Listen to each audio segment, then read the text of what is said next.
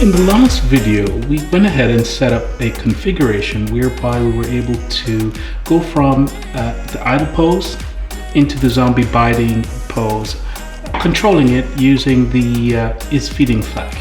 We also changed the has exit time property on both of the transitions so that the second that we actually change the is feeding flag, the sequence would actually switch between the two animations.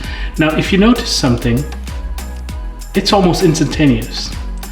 And in some instances, that might be the desired workflow, but for our purposes, it'd be kind of nice if the zombie, being the undead, took a bit of time to move between the two transitions.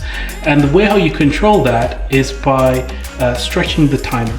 So if I come in here and probably lengthen this specific timer here, and then make the change on the actual is feeding flag, I have the ability to say how long it's actually going to take for that sequence to kick in.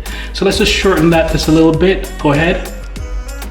Now notice it's obviously a lot slower just by making that change. And you can carry on tweaking that until you get the desired effect for your animation. Okay, so we've detailed how to actually change the speed of the sequence between the two animations. And in the next video, what we're going to do is start looking at adding additional animation sequences for this character. Okay, we'll go ahead and pick it up in the next video. Thanks, then.